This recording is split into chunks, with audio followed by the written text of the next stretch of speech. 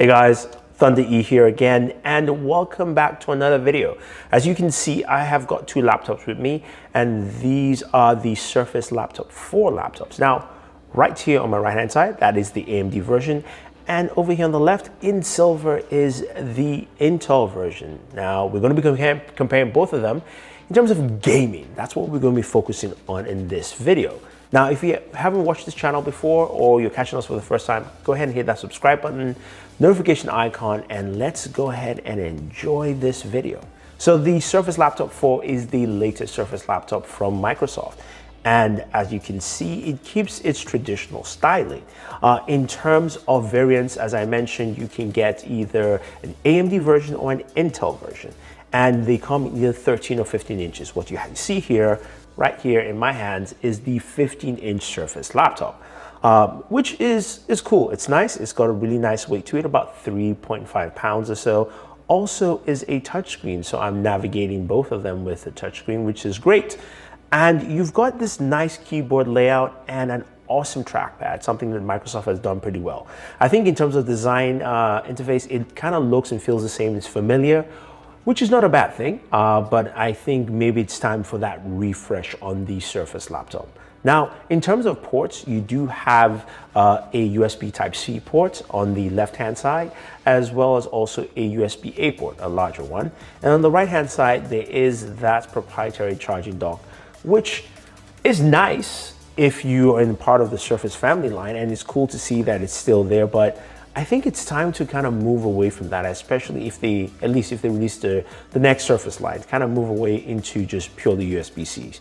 Now, you can charge this with USB-C, so not to worry, you can still charge that if you don't have your Surface laptop charger. So now let's delve into specs. What do we have here with both devices? So both of them are, of course, 15 inches. In terms of specs, the AMD version is running the Ryzen 7 4980U with the RX graphics, while the Intel version is running the Intel Core i7 1185G7 with, of course, Iris Xe graphics. So you've got that built in there. Both of them are 16 gigabytes of RAM. Both of them have 512 gigabytes of storage.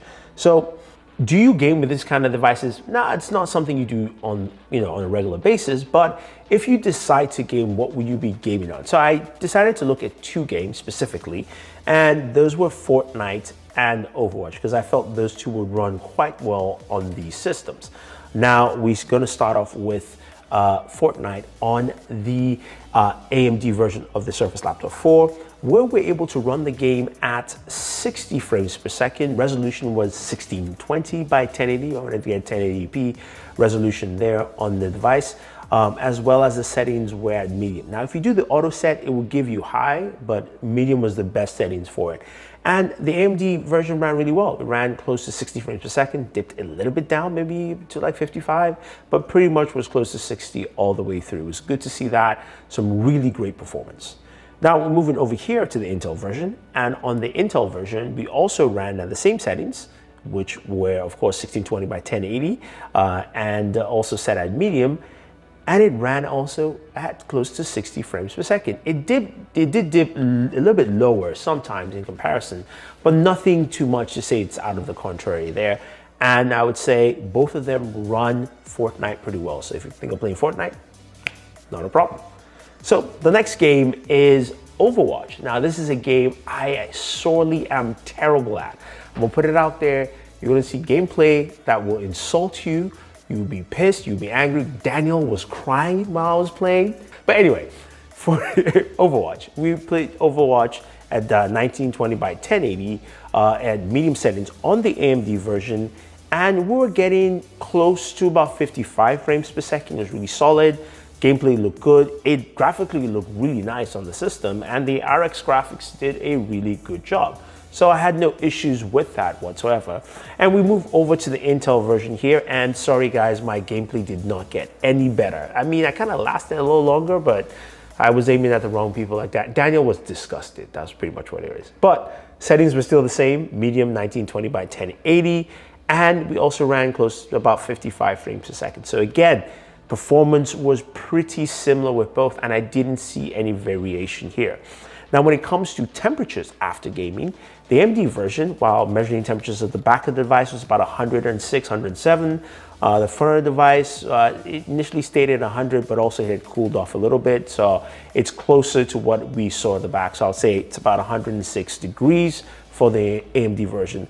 The Intel version after gaming, it was 106, 107 degrees both front and back. And quite interestingly, while gaming on both devices, temperatures were also around the same, which is pretty good. I mean, to me, it kind of says that Microsoft has built a device using different chipsets, able to get the same performance and also able to get similar temperatures. So which means it's almost a balanced product across the board. So that's a good thing.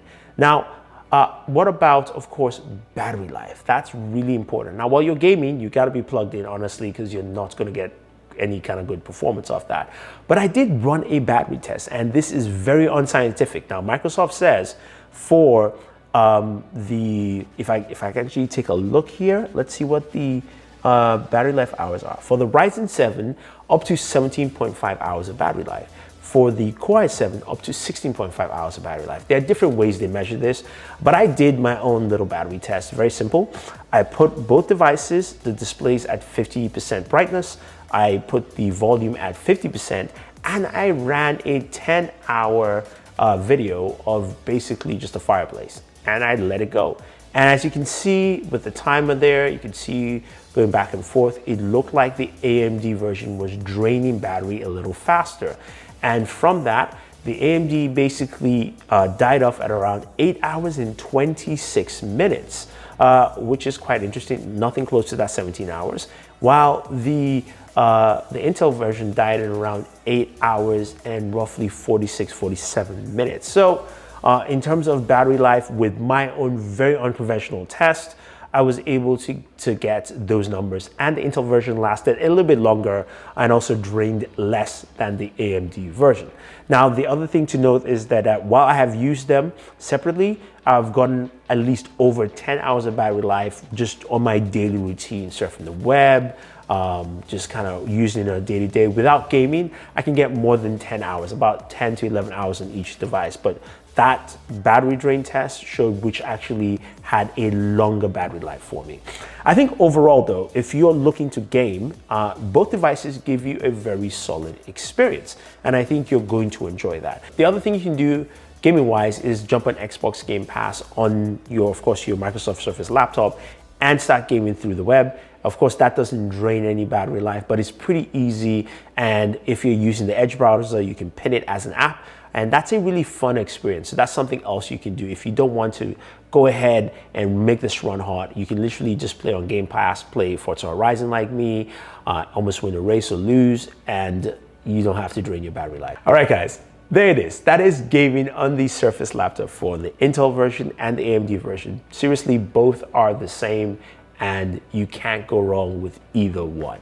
So if you have any questions, don't forget to like, share, and subscribe, and always enjoy your entertainment.